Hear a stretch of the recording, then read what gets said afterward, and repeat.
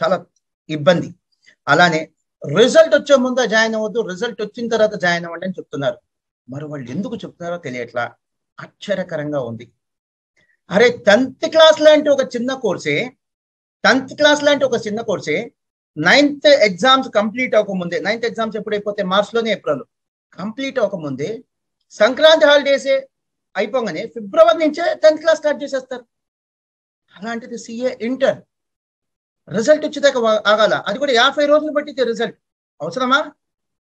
అక్కడే అర్థమైపోతుంది వాళ్ళ ఇమ్మెచ్యూరిటీ. కాదు, అక్కడే అర్థమవుతుంది వాళ్ళ ఇన్ఎక్స్పీరియన్స్. ఓహో, వాళ్ళ దగ్గర ప్రీ రిజల్ట్స్ బ్యాచెస్ లేవని ప్రీ రిజల్ట్స్ బ్యాచ్ జాయిన్ అవ్వద్దు, పోస్ట్ రిజల్ట్స్ బ్యాచెస్ జాయిన్ అవ్వమని చెప్తున్నారా? అయితే అది ట్రాప్ లో పెట్టండి.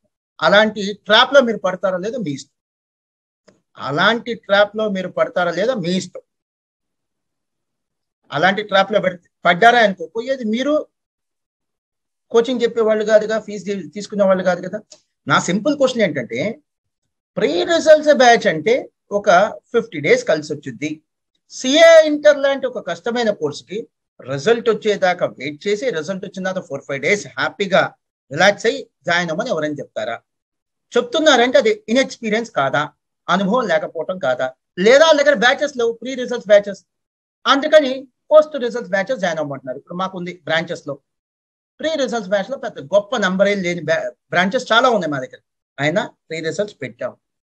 ఎందుకనంటే పిల్లలు జాయిన్ అవుతారా లేదా వాళ్ళ ఇష్టం, చెప్పటం మా బాధ్యత. కొన్ని బ్రాంచెస్ లో ప్రీ రిజల్ట్స్ బ్యాచెస్ లో ఎక్కువ నెంబర్ ఉంటుంది. గుంటూరులో ఉన్నట్టుగా 1000, 1200, 1500, 1000, 1200, 1500, 700, 800 అలాంటి అడ్మిషన్స్ బ్రాంచెస్ లో ఉండవు. ఈవెన్ 40-50 అడ్మిషన్స్ ఉన్నా కూడా ప్రీ రిజల్ట్స్ బ్యాచెస్ నడుపుతున్నాం. మా బాధ్యత.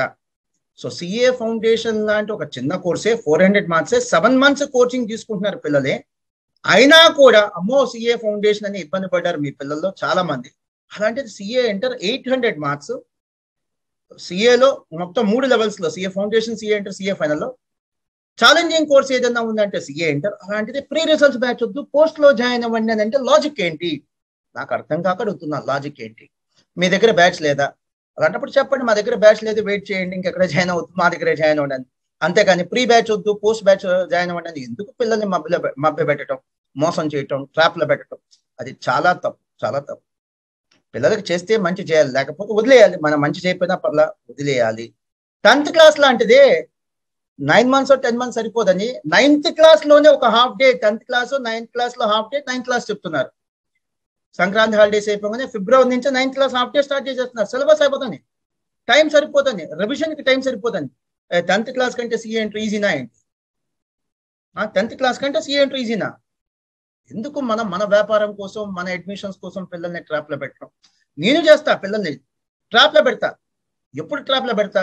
అది నాకు వాళ్ళకి ఇద్దరికి ఉపయోగపడిద్ది అంటే. అంతేగాని నా ఒక్కరికి ఉపయోగపడిద్ది కదా అని చెప్పి పిల్లల్ని ట్రాప్ లో పెట్టడం ఏమాత్రం కరెక్ట్ కాదు.